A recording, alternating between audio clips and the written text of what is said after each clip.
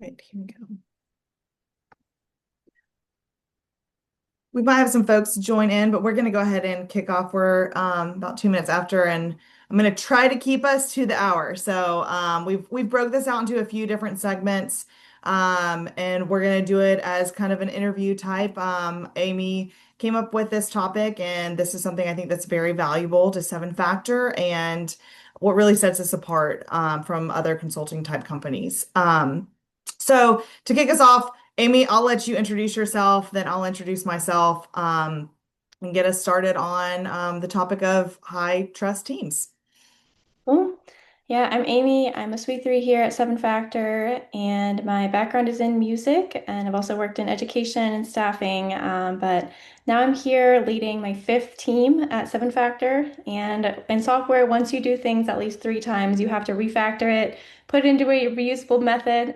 So that's what made me think of, man, what do I want to replicate in the future as I lead teams, and what can we discuss and keep learning and talking about? So excited to talk with you today, Sarah. Yeah. And Amy, you started with us in the apprenticeship program, correct? I sure did. Cool. Yeah, that was, I do want to give a shout out to that of, we've continued the apprenticeship program year over year. I think we actually have apprentices joining us next week, this week or next week. So you've been with us for a while and, started on with something, the apprenticeship program was I think pretty new when you we started with us, which is exciting. So cool. And so I'm Sarah. I'm the VP of Growth and Operations here at Seven Factor. Been here about 4 years. So manage a lot of different departments across Seven Factor. I am not an engineer. So we're gonna have kind of talk through two different perspectives here of what it's like on and in engineering teams around high trust, and then kind of my perspective from leadership working with key stakeholders, et cetera. I think it's very valuable from the top to what our engineering teams are doing day to day. So when you think of this topic, Amy, the high trust team matters so much. And do you think working in like that remote hybrid engineering environment makes it harder, or even more important, as you've seen working on the ground with teams? yeah, I definitely think it makes it more important to be aware of because all you have is your communication and your code, and maybe every Mhm. once in a while a video call, but probably not even a lot of those. So the only thing you have is what did you say you were going to do, and did you do it? And like, what is the quality of your code? Because that's really all you have. But I think it puts a lot more importance too on communication because the core question that somebody wants to know, because they can't see you right out of the corner Yeah. of their eye. So they want to know, like, is this person really going to be there when I need them? And so that's a trust that you have to earn like every day with the different interactions that you have, and you're not earning it one time. It's like a continuous thing. Yeah. What are some, like, I know communication is obviously one of the most important in like remote type companies.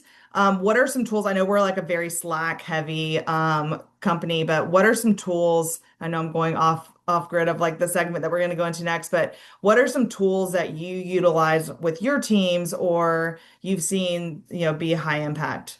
Yeah, I think the most important thing is intentionally choose your communication format for what you Yeah. need.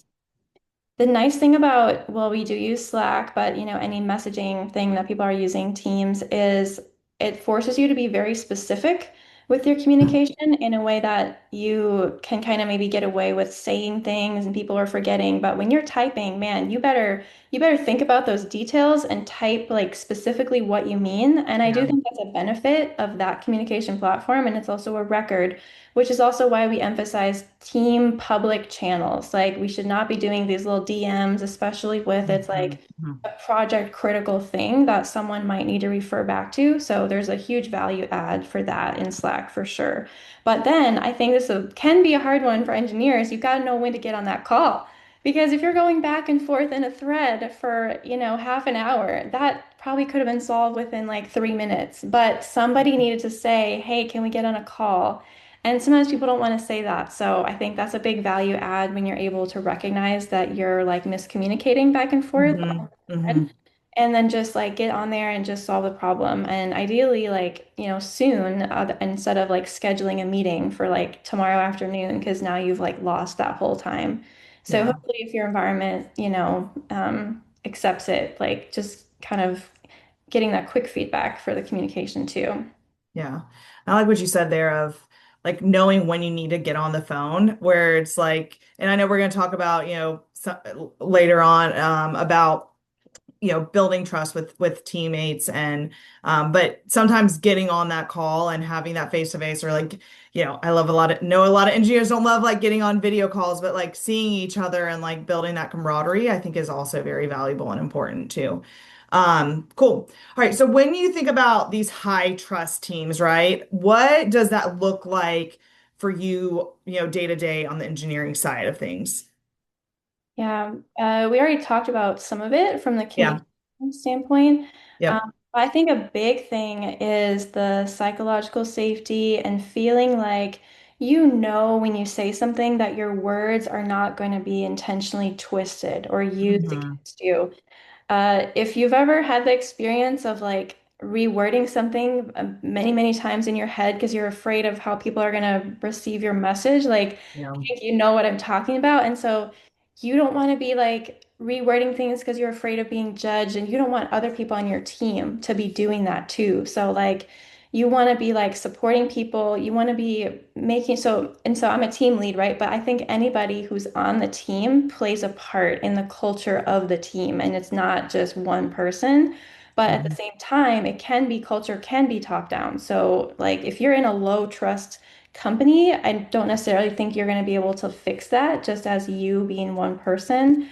But I think there's always things that you can do to promote a better culture, such as like being really quick to help somebody and being quick to even not being afraid to ask for help yourself, right? Because then you're normalizing that and you're saying like, hey, I don't care if I'm like a senior level here and maybe somebody's going to think it's a dumb question. The fact that I'm normalizing that it's great to ask this question or to check it, you're Yeah. creating the culture like as you're doing that. And then you're creating a culture too where people are expected to collaborate, and you're saying, "Hey, I want you to review my work like with a keen eye, because the entire trust is like it's one word that can mean many things, but I think what we want to talk about, Sarah, is all of those things. 'Cause Yeah, yeah, it's like, do I trust you? But also, is the end customer going to be able to like trust that our site works, yeah. So like both of those things. What are your thoughts? Yeah, and I think so our leadership team, and I know you and I've talked about this a little bit. We read the book Thinking in Bets. And one thing that I think we took away from that is we've created an environment here of, it's not just what I say goes, right? Like this is the conclusion I came to with all the information that I had, but you might have, other information or another idea, and creating a team environment where they can come in and challenge without saying, no, you're wrong, coming in and challenging and like, hey, have you thought about it this way? Or hey, no, I love that idea, but let's think about it in this regard, right? And you're not, and it's very high trust, right? Because are trusting them to not have a negative impact on what they are saying, right? And you respect and trust them. And you're creating an environment where people can give that feedback. And I know we're going to talk about feedback a little bit later, but they're able to give that feedback and you're able to come to a specific conclusion together versus especially being a team lead, right? Like you don't want everyone on your team to just be like, okay, Amy said this, let's do it. Or specifically, and this is what I always love to tell our stakeholders, and some of our first meetings is you hire us to say no, right? Like we're not just do or take like to-do lists, right? We're going to think about what is a problem we're really solving for and ask questions to make sure that we're thinking about it in the right way, right? And it's important to have these trust in a team because then I mean we're all going at solving this problem together and being able to collaborate together and trust that we all have each other's backs and we're all here for the same end goal, I think is super valuable and what truly sets us apart, right? From from, working with a stakeholder to, engineer, on the ground, building things out, right? And I think, having that transparency, from the stakeholder to, a junior engineer is so valuable, and having that respect, is, important. And I think that's something that we've built here and we have with a lot of our clients, which is super great. But so speaking of kind of like behaviors, what like what behaviors make people feel trusted necessarily on a team? Do you have some examples of what that might look like? I mean, yeah, I can think of because I'm so lucky I have a great team. I've pretty much Yeah. had great teams, at Seven Factor and been on great teams, but again, that has happened again. So I can think of people that are uh, finishing tickets in a like you can just tell that they're working really hard and you never have to wonder what they're doing. I think that's a big thing. Like if someone goes in a hole for 3 days and doesn't really talk, and then like they have some weird thing at the end, like Hmm. that's gonna be a barrier to trust, right? Because what you really wanted was you wanted that person to be talking about like what they were thinking if they were unsure or like you want people to be visible and the action of making sure other people know like what you're working on. If you have a question or because there's always something that comes up, right? So there's Yeah. really never a time where you just like take a ticket and then it's done. Like there's always Mhm. something. So I think when people are communicating, but also executing at the same time and following through, like if someone tells me, hey, I'm gonna do this, but then you don't do it, like Mhm. I mean, that's the other thing, right? You better as the person who got told that, you better be willing and ready to follow up on them, to follow Mhm. up with them on that thing, because otherwise you're allowing that trust to be broken. And now you don't really know, like, are they going to come through on things? You don't really know, but also they kind of feel like you don't really care because you never asked about it again. So Mhm. think the follow through can feel like something that feels like, oh, I don't want to be mean. But what you're doing is you're building a culture of accountability, which is critical for trust. There's no trust without it. So it's really a good thing. Yeah. I feel like sometimes it's for some folks it is hard. I mean, me as a woman too, like it's hard to ask for help. That is like one of my biggest flaws, right? Like I'm okay, like let's load it up. I'll figure it out. I'll figure out how to do it. So like sitting and asking for help sometime, different personalities it's harder for, right? So being a leader, and like being a team lead, have you ever been in like in a position where someone on your team isn't necessarily speaking up or communicating? And like how have you like helped bridge that gap or mentor them? Do you have any like thoughts on that? Yeah. So, because I mean, I've kind of worked with different levels of the gamut where I've mentored Yeah. an apprentice before, and that's a fun one because you have to kind of teach people the appropriate amount of time to struggle because Yeah. you don't want to ask the question after 5 minutes, but you also don't want to wait until like half a day has gone by. So Mhm. to me, it's like somewhere in the middle of like, okay, I've been stuck on the same thing. I've already tried it. I've already tried a couple different things. I'm still confused on it. Like that's when you want to ask and reach out. And I think that, I mean, I will like everything should be in a team channel, but I think when you feel like somebody is like maybe somebody's feeling maybe embarrassed about something, that's a good time where, especially as a team lead, you might want to message them privately because you want to make sure that people don't feel called out for things specifically, but more so just saying like, how's this going? Have you had any questions that have come up? And many times, because I don't like do that a lot, but if I get this sense that someone is like feeling nervous or they're just trying to sit and think really hard and figure it out. Like I get that sense. Sometimes I'll like check on them and be like, "Hey, do you anything come up?" And many times they'll be like, "Oh yeah, I have like all these questions." And then you get on a huddle and then you realize that maybe you had the answer or somebody else has the answer. So I think you do, and that is something that I would tell people that are looking to be a team lead is like that's a kind of a skill that's definitely an interpersonal skill that you want to think about as you're like going into that team lead role, is to kind of have the emotional intelligence to not put people on the spot, but then be kind of aware, just being kind of aware of like what's going on. Is this a like totally brand new section of the code base for this person? So they're highly likely to feel lost, and the fact that they're not saying anything may mean that they're totally lost. It's kind of like you have to read the room a little bit. Yeah. I think and it could also be something personal going on too. So I feel like building a personal relation and that opens up the door to build a personal relationship with them as well, right? On are you like I see you're struggling with this, how can I help? Do you want to pair? Do we want to pair and walk through this problem together? Is there Mhm. something more there? And then you kind of are that support system for them, which I think is super important and valuable. Yeah. Not only being a team lead, but I think just being on a team with anyone. It's the humanistic side of we're all humans. We all have lives outside of our day-to-day work, right? And knowing like, hey, their kid's sick, or hey, Oh their yeah. friend passed, or you never know Oh what's yeah. going on, right?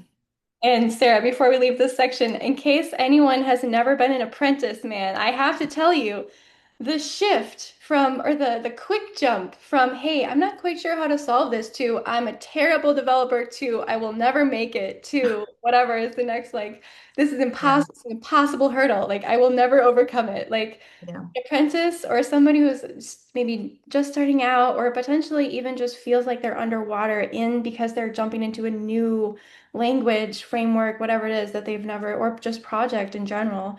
We get used to jumping into new projects because I've like worked on 7 projects, but for when you're doing a jump, that's a jump that feels scary. So I think when people are asking for help, you have to also keep in the back of their mind that they might be feeling very like incompetent just because they don't know Mhm. the answer. And then all of a sudden then they know the answer and like, "Oh, that was easy. I shouldn't have felt that way." And then they move on. But like that's a really funny thing that sometimes people forget, I think, when they get more senior. Yeah, no, absolutely. And yeah, and I love the thought of like looking back of like where you started. And sometimes, I mean, especially like a woman, sometimes you forget, and not just like as a woman, but like I've accomplished this. You forget to look back and be like, wow, how far have I come? Versus like, this is the problem I'm solving now. I need to be and do better.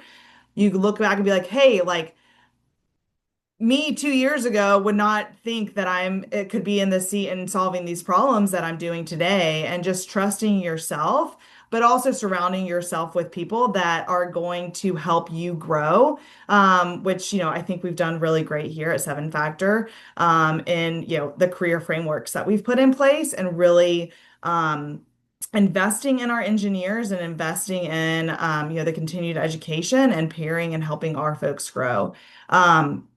So leaving kind of that overall, what creates trust and what does that look like in a team? And we kind of touched on it, but I know the feedback and honest communication is a huge piece in that. So feedback can help build trust, if it's done right. We've kind of talked about that a little bit. But it can also be super uncomfortable, right? And you've talked about this a little bit, but have you navigated, or how do you navigate some of that uncomfortable feedback, um, with your teams?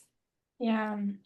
Well, I like to think about it like this. Have you ever been having dinner with somebody, you're having a great time, and then they leave and you're like walking out, you're like passing a mirror, and then you look and you're like, I have food on my face. Not only that, they didn't tell me. Like we were sitting there for maybe who knows how long it's been on my face.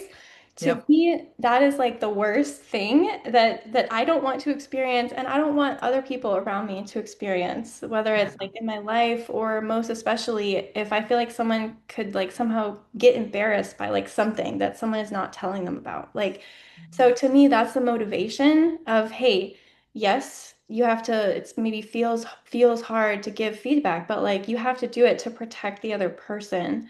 And whether it's now or whether it's, hey, they're not going to be able to get to the next level in their career because they're doing this weird thing. They're like, showing up 2 minutes late to every meeting, and that's annoying, and they don't know that it's annoying. So Yeah. like whatever it is. But I would also say that you earn the right to have like a conversation like that with somebody. Like no one's going to listen to you, and a person is not going to listen to you if they don't believe already that you care about them.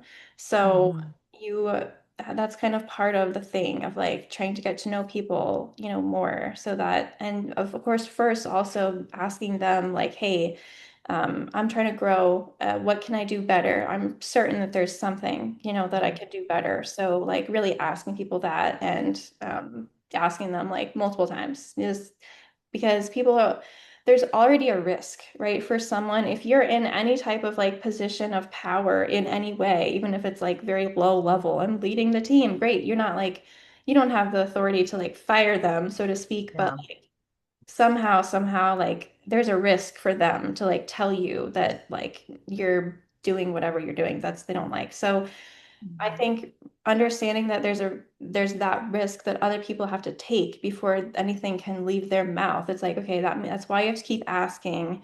And from when I think of it too, from like people who are like have much more authority than I do, we have to protect leaders from their blind spots because otherwise, like, say myself, if I'm just like saying dumb ideas and I'm just like, everybody, we have to do this, like, I'm gonna lead the team like right off a cliff, Mhm. So I want people on my team to think of it that way and think of it as, hey, go ahead and like raise your hand and like speak up because like I know all of my ideas are not good. Yeah. So that has to be like the part of the culture. It's all wrapped up. Creating that safe space where, like we've said, not what I say goes is, you've created this environment where you trust each other and they feel that, they can give you their insight or their feedback, right? It's a two-way street. It's not just you always giving feedback to, the folks that are on your team. You want them to have the capabilities to give you feedback on, hey, like you did this, like maybe we should have done it this way. And them not feeling like they're gonna get in trouble for calling you out on something. And doing that in a DM or, that's not something that you'd want them to do necessarily in a stand-up or something like that. But I think that's super important. And talking about kind of honest feedback, it can be super difficult, right? And I've had experiences in other, workplaces where it's been super negative, right? So why do you think it's difficult to have honest feedback in most workplaces? And why do you feel like, or do you feel like Seven Factors done something right here? And I know we do our feedback cycles, et cetera, and we're always iterating on that. But what is your thoughts on, have you had difficult times in, having honest feedback in other workplaces, and how does Seven Factor do that differently? Or what do we do right in that aspect? Yeah, I mean, the feedback cycles are fairly new. Well, you're Yeah. talking to someone who's been here for 6 years. They've only been here for one or two or whatever it may be. Yeah. But even before that, I think it is helpful that even Jada from the top is like always saying like you can throw rocks at me and my ideas and it'll be okay. Yeah. So Yeah. I think that is perhaps unique to other companies that I've worked at, and the transparency throughout the company. I think it's sort of like, well, it kind of sets an expectation there. Yeah, I even think having smaller teams helps with it because you're able to get to know people a little bit more. You're not just like, not really sure who that person over there is because you never really work with them. So you're able to build the trust. But yeah, I'm curious what your thoughts are on that. Yeah. So, I mean, I think having the feedback cycles, and I love your example of, Jeremy's, from the CEO himself saying, I want your opinion.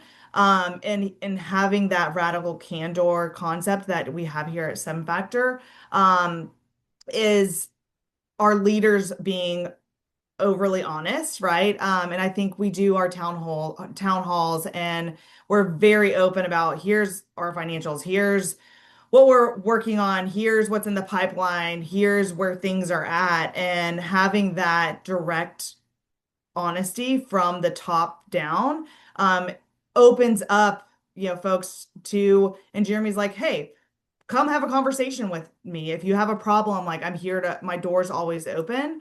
And I think that that really opens up a good relationship across all teams from they can talk to Jeremy, they can talk to myself. It's not that this is your little pocket, this is your world. Manage them. If you have a question, go through Amy. Amy can talk to her boss and it comes to us. And I think that's also helpful that we're, a small, nimble team as well, right?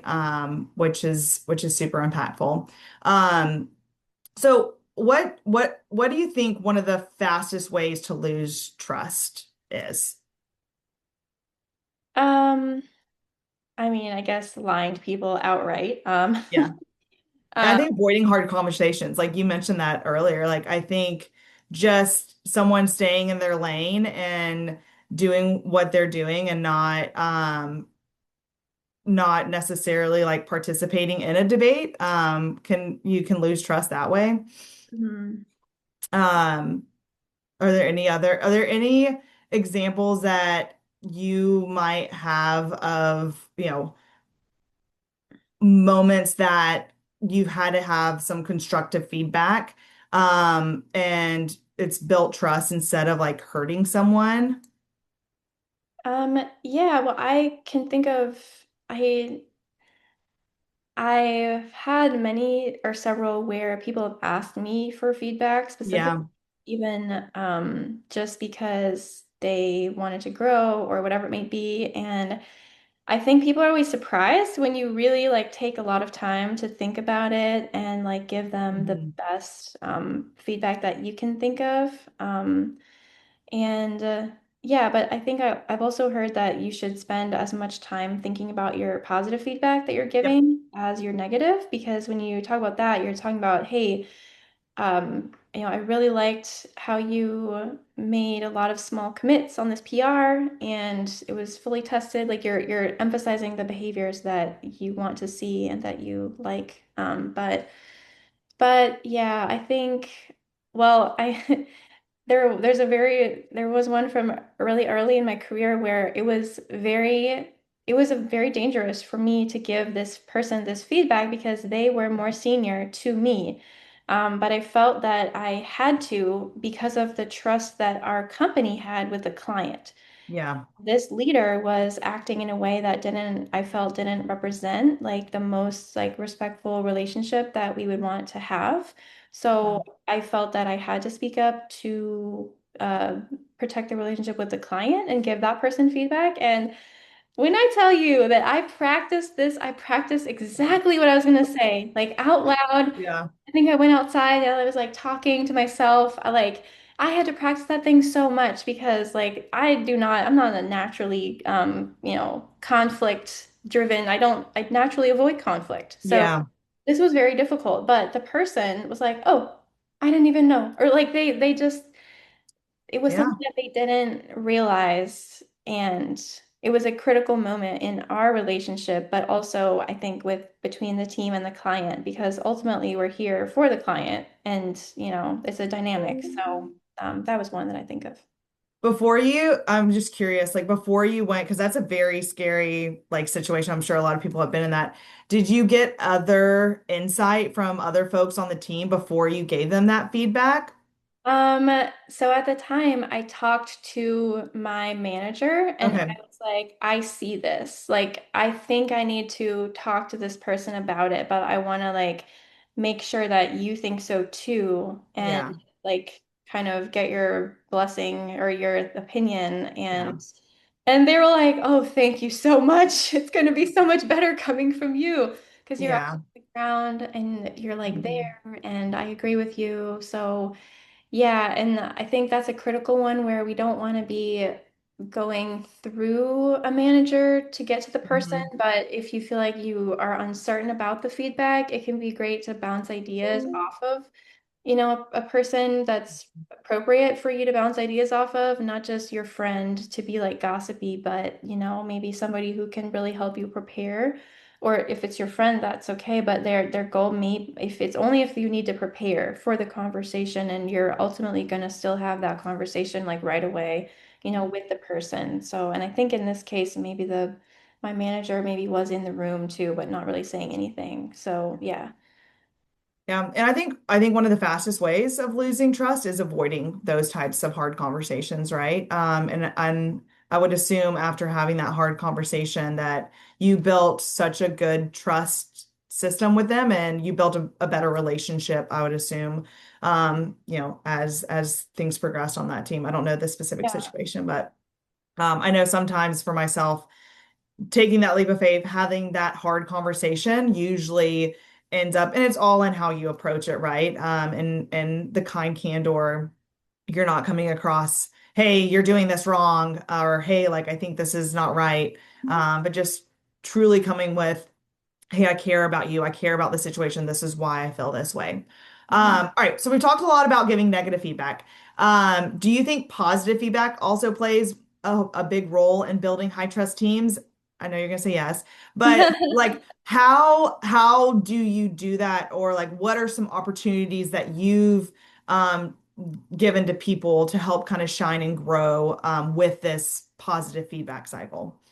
Yeah, I love this one. I think a big thing is giving people credit, and most of the time it's appropriate to do that like pretty publicly, unless someone Mhm. said like I specifically do not want to be called out. And I mean, maybe that's true, but also maybe they just need to get used to it a little bit, like the Yeah. conversation that you have, because you can feel embarrassing, but then at the end of the day you're helping them grow their credibility within the client, the organization as well when they're recognized. So, and even on a call too, right? If someone is like, "Oh, you did a great job, Amy," but I know that it was actually, Gabriel on my team that like had this idea or thought of it or whatever, like and I mean, I would probably say, imagine too if it's like a woman, they're waiting to see if you're going to Yeah. call them out because that can happen where people take credit for other people's ideas. And so whenever you have the opportunity to shine the spotlight on somebody else, I think that builds a lot of trust because now they know that you care about them and you're not going to just come and take the credit for what they did. Um, so that's one thing. At Seven Factor, we also currently have like some kind of rhythms to doing this. Like every week we have our health check and we'll shout, we have a place to shout people out on our team. So definitely try to use that. For our team, we also do retros, which we've implemented either monthly or bi-weekly, depending on what's going on, where it has happened that a lot of the time it'll be people shouting each other out for great things that they did. And then, of course, talking about any issues that need to be talked about too. But I think having those rhythms is really helpful because it kind of orients your brain towards like, oh yeah, I'm gonna remember that they did that so that I can like shout them out. And then it's just like everybody benefits from that. Yeah. And why obviously celebrating someone is super important. But why do you think celebrating wins is important for a team's trust per se? Yeah, I mean, I think the team, like the way that people come together the most as a team is by going through hard, like achieving hard challenges together. Like when you go through something challenging, you're gonna be like, wow, we went through that together, and that's how we all did that. And so it builds like it's almost like a reinforcing back like positively, hey, we want to keep doing more of that, because that was good. And that's like what we're here for ultimately. So yeah. Yeah. Yeah, and I kind of want you to talk about here as well, like in growing and supporting people. And I know like the mentorship program has been a huge like very passionate, you're very passionate about our mentorship program. And one thing that I think Seven Factor, and I mentioned this earlier, we do really well is investing in our people in our career frameworks and helping people grow. But how do you mentor and delegate people to help them grow, not only on the project and the team that they're working with, but in their overall career. Yeah. So that's something that I've just started thinking about, I would say just recently. We, I asked my team recently, hey, who wants to be a team lead in the future? Because we were having like a team leads training, which is even cool that we started having that now. And every single person on the team raised their hand. It was like, yeah, this is where I want to go. So I was like, great. Let me think a little bit about what I can help y'all do as you move towards that or step into that. And one thing that I thought of was I'm gonna let my team take turns putting acceptance criteria on tickets. So Yeah. that's one thing that my team we're super adamant on. Like we're not going to work a ticket if it's until it's clear what Yeah. the outcome of that ticket is. And so we'll put technical acceptance criteria that's written in such a way that you can get like the given, when, then, like Gherkin BDD style. So because sometimes it doesn't come to us in that perfect format, from the product team, which is fine and totally understandable. So I was doing it for like 5 months. I was going in and like making sure that the desired outcome was real clear. So Hmm. for the past 6 weeks, the team has been rotating around and doing that, and all of them, I've heard, have just been having a great time with that and getting to hone that skill. And they're also then leading the refinement that we have on each ticket and leading the kind of discussion with the stakeholders around, hey, we need more clarity on this, or like, have you thought of that? Answering some of those questions early, which is our main goal too with doing that refinement. So opportunity there. Yeah, I'm sure I'll think of more. But I just think it's so cool. And even the fact that we have a mentorship program, it's almost like it's a big benefit for the mentor too, because you're getting to hone that skill of mentoring. The way I like to think about it is whoever is on the team with you right now, you can pretty much always assume that that's not like the end of their career. Like that's not their final destination in their life. Yeah. You all just happen to be there at this particular time in this particular place. So whether Yeah. it's giving somebody an opportunity to shine and supporting them in that, or whether it's like helping them look towards something that maybe they're going to take on a really challenging, ticket, even though they're a front end person, but they're going to take on a back end ticket. Um, Now, when you supporting that, now you're like a small part of the next wonderful thing that they're going to go out and do. And so you just can't beat that. That's so cool. Yeah. Yeah.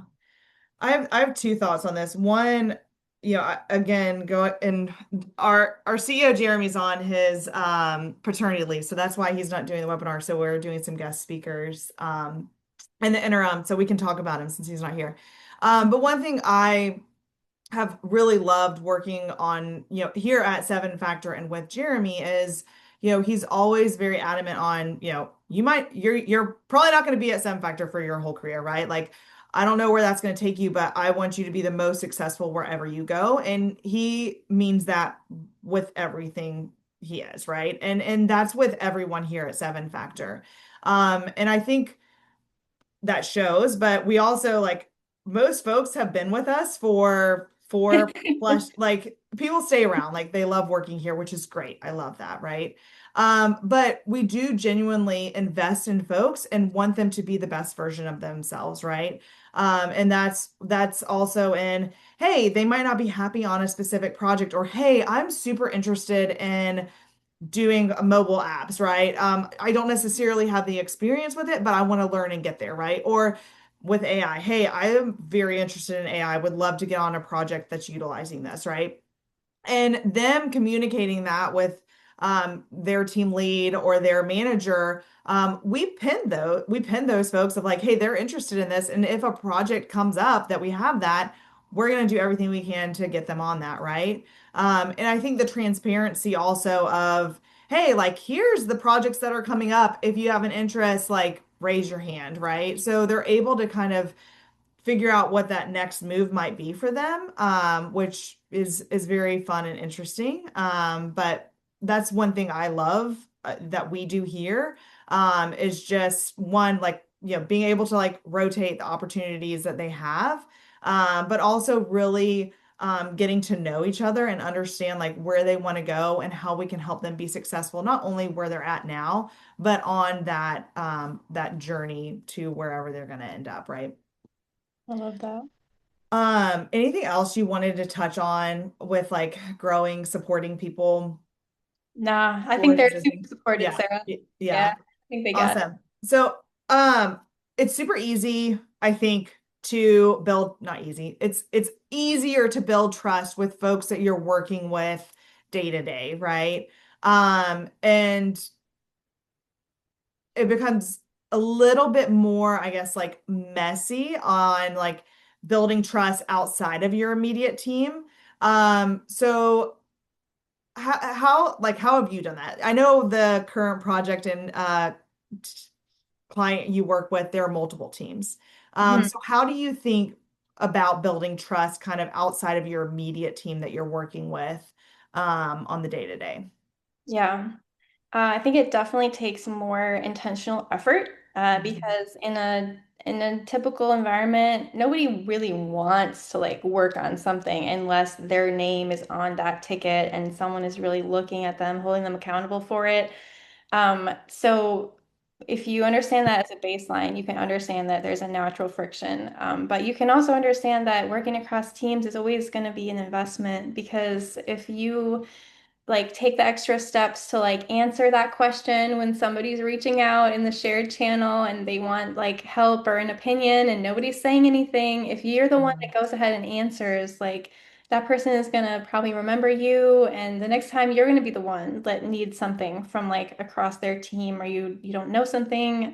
So it's an investment in the shared culture and somebody caring enough to, answer your question next. But so Comedics has been fascinating. It's like a laboratory experiment for what happens when, first of all, the client gives you a lot of trust to work in the ways that you know are effective, right? So they're Mhm. letting us use Kanban and actionable agile, which maybe we can talk more about later, but they're letting us work in that way. We saw huge growth, like hockey stick number of tickets that are being done than they expected. But also, we have team leads that are embedded across 5 different feature teams. And this has been, to me, it's been revolutionary because anytime that anybody from Seven Factor, it doesn't matter if you're a team lead, whatever it may be, you're expecting to collaborate. And so if you have people that are running those teams that are expecting to collaborate, like it's incredible the amount of like no friction that there has been. Yeah. And I have really started, as I've gone through multiple workplaces and clients, something that I've noticed is that the hardest business problems, the most important ones to solve, like AKA, you've got all this duplication in your code, your infrastructure was like badly built. People are just keep doing these weird behaviors that you're trying to stamp out, but no matter how many times you talk about it, people are still doing it. Mhm.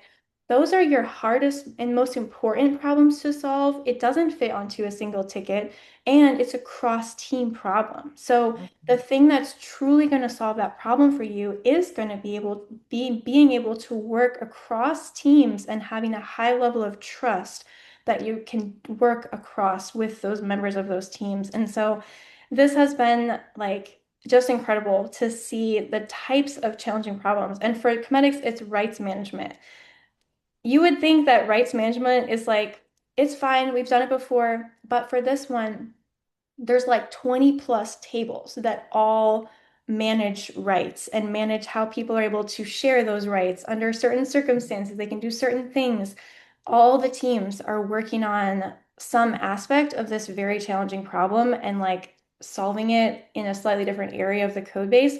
This is a perfect example of something that could become siloed and fractured and just annoying.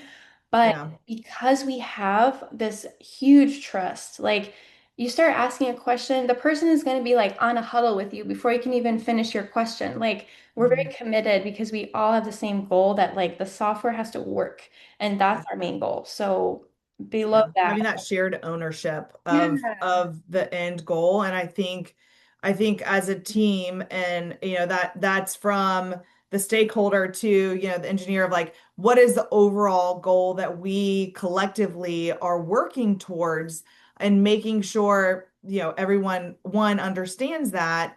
And that kind of will cut out some of that territorial behavior of, okay, this is my piece of the pie, but overall, this is what we're all working towards. And creating that joint ownership, I think is super, super valuable. And I think that's something that we've driven across all of our teams on, multiple clients, right? And there are several ways that we've done that, right? Of the public channels or public channels of like the folks on the team, right? Of like being able to solve problems together. That helps reduce the silos, like staying out of DMs, talking in, those channels, of if you have a question, because you might ask a question that someone was wondering and they were like, I wasn't going to ask that, but I'm so glad they did because now that solves for X, Y, and Z for me, right? Mhm. So that back to communication, I think that is the most important thing in building those high trust teams. Not only the teams that you're working on day to day, but cross collaboration, right? Yeah. And AI is not going to solve that for you. No. Uh, Teams that trust each other is what's going to solve that for you. Yeah. So it's great to be part of. Yeah. Awesome. So, all right. If someone listening today came to you or wanted to start building more trust on their team tomorrow, where would you tell them to begin? What would that journey kind of look like for them? Yeah, I mean, for me, I guess I would say it always starts with yourself. So Yeah. it's like asking yourself, what can I do today to be more or to be trustworthy? Is there anything I need to like follow up on that I kind of was almost going to forget about? You have to earn trust with yourself as well, before you can even earn it with other people, I think. So that's one thing. And then kind of a silly one, that I would throw out there that's like, it sounds silly, but has a deeper meaning as well, is I would say, do what you can to get to know your coworkers in a remote environment. If you're leading a meeting, kind of a silly thing that I've noticed is it can be kind of nice to, if someone like throws out a little small talk question, to the group, because I'm just not convinced that people really like staring at each other for 2 minutes as people are coming in. Like, I'm just not convinced of that. So if you can like think of a little small talk question, I feel like small talk can be like a really hard thing for people who are naturally like more introverted. Mhm. I feel like I had to learn how to do it, but you can because everything is a skill. And the purpose of learning that skill is to be able to connect with people and to get them to kind of open up just a small bit, about like who they are, and that's gonna make working together more fun, and you're gonna build trust. So that's what I would say.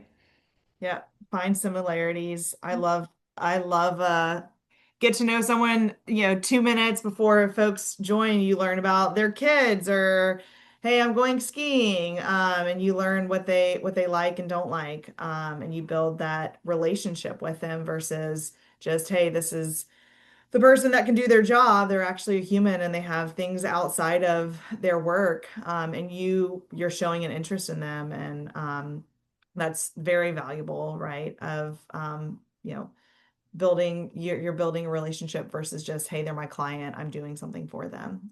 Or hey, this is just someone on my team.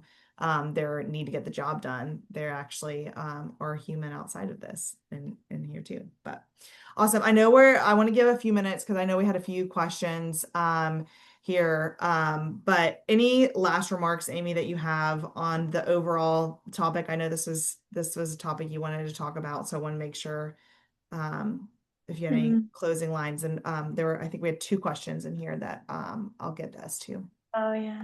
I would just say trust isn't built through one big initiative. It's built in small moments every single day. Yep.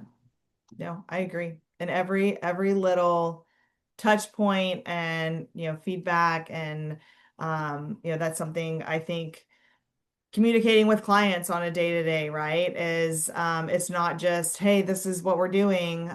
It's the small moments of, hey, I knew this was happening. How did that go? Or, hey, we have this problem come up, let's jump on a call and talk about it versus waiting for them to come to us with the problem, like being proactive versus reactive. And having that relationship with our stakeholders, I think is super valuable. And same for you on the engineering side, not only with our engineers, but the engineers that we're working with on the other side of the table is super valuable. Sweet. Well, Amy, it's been awesome chatting with you. I'm going to get to, we had two questions in here. And if anyone has any other questions, please drop those. So the first one we have is, how do you balance engineering velocity and allowing junior developers room to take ownership of assigned work? And then the second part of that was, what guardrails protect the timeline without micromanaging? Yeah, for the first one, I think one idea that I would have is to pick a subject area or a part of the code base that you want the engineer to really focus on and give them tasks like specifically in that area and like pick something that's, appropriate enough that they can really become like the expert in it and but definitely do it. You have to let people have ownership and then as we were discussing earlier, like train them on, hey, this is when you reach out. Or another thing that we've done sometimes with teams is have them tell you what their plan is, like literally write out the high level steps that they plan Hmm. to take. Because from there, you will know whether they have like an idea and you might have tweaks that are way more helpful to give feedback on early, right? Instead of waiting for them to go make the PR and then it's like, no, you went off course like 3 days ago, So that Hmm. early feedback I think is especially critical, as well as making sure that your tickets are well defined. Like with a junior developer or an apprentice, you cannot leave any room for error or like expecting the person to fill in the blanks because like they're not going to. They're going to do whatever it says. And if it's unclear what to do, that is going to become clear, it's going to become obvious to you as well that, hey, they missed the whole mark of what I was expecting or wanting. But that's on you to make sure that those are well defined, I would say. Yeah. Do Yep. you have any more thoughts on that one? Um, Not from like writing the tickets out, and I think the what guardrails protect the timeline without micromanaging. And this also goes into the second question here. And I'll ask the second question because I want to talk about some of the tools that we use that help with managing the expectations of timeline and not necessarily micromanaging our folks, but thinking of always being prepared to prevent missed deadlines or handle staff turnover. How proactively do you prepare and make contingency plans transparent for potential project ownership, reassignment, so teams are not thrown off guard? So this, along with like the guardrails, um, a lot of our projects that we work on, and there are some projects and clients that we work with that they want to use safe or other methods, but we like to utilize actionable agile with our teams, and we are always going in and reforecasting with the tickets and velocity of what our teams are actively working on and able to accomplish. So that will give us forecasts of like, okay, this is where the projected timeline for us to finish these tickets is, right? So that also gives us information of if the client has gone in or put new tickets in, or if there are things that have changed, we're able to very quickly identify what those are. Versus, I'm sure we've all worked on projects where we get to, hey, we're going to deliver it by July 1st, and July 1st comes, and we're like, oh, we have 2 months left of work. Okay, what happened? And then you're spend like 2 days backtracking on like, well, how did we get here? And you're like, oh, well, remember like back in June, you said you wanted us to change this feature, and well, that added, then we had to shift this. So in utilizing Actionable Agile and showing in real time like what has changed and seeing those dates adjust of, hey, maybe we got stuck on a ticket for, X amount of time longer, and we projected it was, going to take 5 days and it took 10. We're able to see what that is and see, okay, this is the roadblock. How are we going to accommodate for that? Do we need to add additional folks to help with that ticket, or do we need to go back and get more clarification from the client? on what that tick what what's needed to complete that ticket, etc. So that's and Amy, I'll hand it over to you because I know you've used this with several clients and projects as well. Yeah, I mean, the difference is like night and day for being able to work in that manner because, I mean, Mhm. if you've ever worked in a 2 week sprint, you know that you almost never get it perfectly right. Like, and it's probably not even realistic that every single ticket should fit into that thing. Like there's always either carryover or you're pulling in more work. So yeah, it's been really great to work in that framework and the ability to focus on the delivering value, I think, is significantly higher. So it's been great for that. As far as going to this question too, I mean, that's kind of why I was curious, is this a super large company? Is it smaller? Because one thing I think, especially if you are in charge of kind of leading the team, it's also your job to care about what other teams are doing on a high level. So you want to avoid getting too isolated in your thinking to only caring about like what's happening in your little part because I mean, even if there's like an issue that comes in, a lot of times like the issue may have to be due to some troubleshooting across teams, across areas. So you want to have like you don't need to go into the weeds, but there should be somebody that at least has like a high level understanding of what's going on in other areas, and then that person can kind of pull in more people whenever there's an issue that maybe need to join in on, and then it makes it that much easier because they already have at least a little context about what's going on. But I think it definitely goes into trying to avoid silos as you think about the entire organization as much as you can. Yeah. Awesome. Yeah, the only other thing I wanted to say on that was, I mean, handle staff turnover that, that happens sometimes. One thing I know that we look forward, especially on projects where we have, um, specific deliverables. As if an engineer has like a week or 2 weeks of PTO, we always want our folks to take their time off. We don't want to, punish them for being on a project that has a specific deadline. But making sure we have a backfill and pairing up and making sure that we're not going to miss the mark by someone taking off time. We're very proactive about that here. Um, and if obviously, if there is, some staff turnover, making sure and backfilling that as quickly as possible and pulling in the right folks so that there's not, a lag in time of someone being off the team. So that's kind of how we manage that here at Summon Factor. Cool. All right. Any other questions that anyone has? I know we're right about at time. If so, you can raise your hand or drop it in the comment. I don't think I didn't see any more, I don't think.